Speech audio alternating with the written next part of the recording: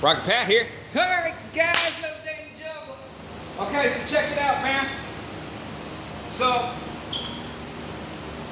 about a week or so ago, a buddy of mine gave me a call up because his Tahoe was having a problem with his air conditioning compressor, and he didn't know what was wrong. And of course, he'd already gone out and bought parts for it that weren't what was wrong, because he didn't get the test light out and test anything. He just made that assumption, and you know what happens when you make an assumption. So I go over there and I help my boy out and figure out that his AC compressor's bad. And while I was there, just the coil was intermittent. The little wires that go in that coil, they get hot and then they open up, and then you lose your compressor until they cool down, and then they get touching again. If he'd have just put the test light on it, tested for power and ground at the compressor while it was running and the compressor was off, he would have known that. So anyway, I go over there and I'm hanging out for a little while because I ain't got nothing better to do. Business has been pretty shitty since Hurricane Harvey, and a lot of my customers have gotten brand new cars, and that kind of screws me up in a bad way. So I'm hanging out, and we're out there by the back of his shop, and I see this engine and transmission sitting on a roll-around cart outside. And it's got an air cleaner that goes on it. So the air cleaner was on there, and I'm like, hey Steve, what's up with this engine back here? And he goes, oh man, it came out of a 53, 4, or 5 or something like that Chevrolet pick-em-up truck. And the pick-em-up truck got an LS series engine. So I said, hey man, would you take $200 for it? And he goes, man, give me $100 and get it the hell out of here. I said, that sounds like a good deal. So it's supposed to have been a running and driving truck. So I gave him the $100, and I let it sit there for a week or so because I didn't have any. I had other things I was working on. At that time, I was working on the suspension of the 54, and sometimes you just got to take a break and work on something else. So yesterday I went over there and I picked this thing up and drug it over here, and I got it out of the truck. One of the things I had to do was drain the water out of the oil. It had water accumulated in it. I don't think it hurt anything. It's just water at the bottom of the pan. So I got all that out, put some fresh lube in it, and it came with the starter already on the bell housing, because that's a manual transmission starter, and it bolts to the bell housing, not to the block. So I went ahead and I hooked up the battery cables and I cranked it over, put an oil pressure gauge on it, and immediately just cranking I go up to about 30 psi, which that's a good sign. Then I decided I'd pull all the spark plugs out of it and run some compression. And what I found was I was really happy when I ran compression. The first one I ran was number 2, and that son of a bitch busted off to 190 psi, something around that range. All this whole side is anywhere between 175 and 190. Then I went over to this side. Number 1 hits at about 175, 180.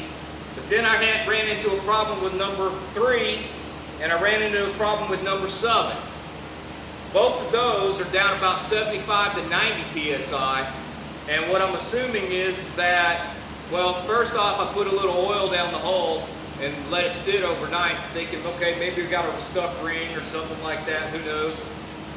Well, the truth of the matter is that it's got a valve that is probably got a little rust on it, and that little bit of rust is keeping the valve from seating all the way, giving me my lower compression. There's one way to fix that. Let's make some heat. So this morning I took the headers off of the hot rod heater so that I got some exhaust on this thing, because you don't really want to run it with no pipes on the heads. So I went ahead and put the pipes on it, and I've already taken care of the ignition, the points, filed the points down a little bit, got them cleaned up, and got spark coming out of the coil and the spark plugs. So I don't know if the fuel pump is working. I cranked it over and I didn't feel any suction on my finger. But what I did was, if you don't have one of these, you need to get one. This is a Ford fuel filter. And all I did was ground the lip off the top of it, pull the inside filter out, and it makes a very good funnel for filling up carburetors. Not as great for these Edelbrock carburetors, which is I'm not a big fan of these things. I'd rather have my Quadrajet. Works beautifully on a Quadrajet. So I've already filled up both the bowls. As you can see, it's cold, has no heat in it, haven't even started it. So I filled up the carburetor bowl. It's ready to go. I got a jumper wire coming from the positive side of my coil. And we're going to hook it up to the positive side of the battery. And I guess let's just see if we can make some heat out of this damn thing, see if it'll run. I think it should. I mean, hell, it's got compression. There's no reason why it shouldn't run. So, and it's got fire. So, we got fuel in the carburetor now.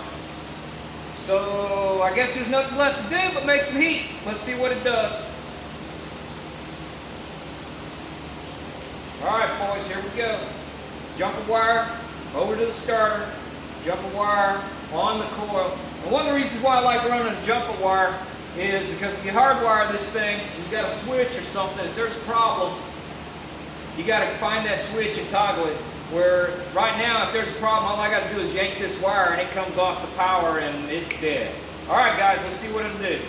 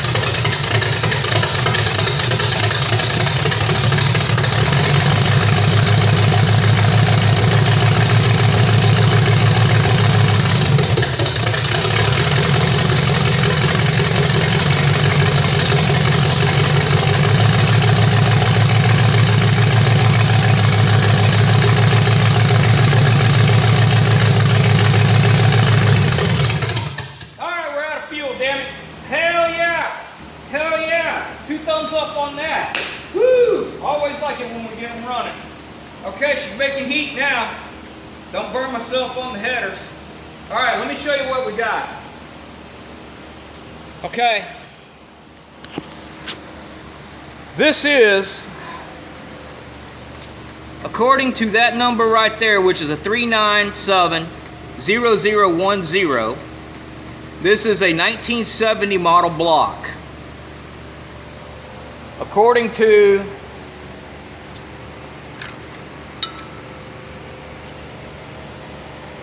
let's see if we can get it in focus here. According to that number right there, this engine was built in the Flint, Michigan engine assembly plant, which is the V. The 1-1 designates that it was the 11th month. The 14th was the 14th day it was cast. The C is for Chevrolet, and the NR means that it was in a that it went into a 1970 Chevrolet Caprice or Bel Air. So we're putting it in a Bel Air. It's supposed to have 300 horsepower. I don't know what the horsepower is going to be. You know, it's a 49-year-old engine. Somewhere down the line, things have possibly been changed. But when it's pumping out 175 to 190 PSI, it's going to be throaty. I can tell you that. Now, I did find one problem that's got me a little concerned. And y'all tell me what you think about that.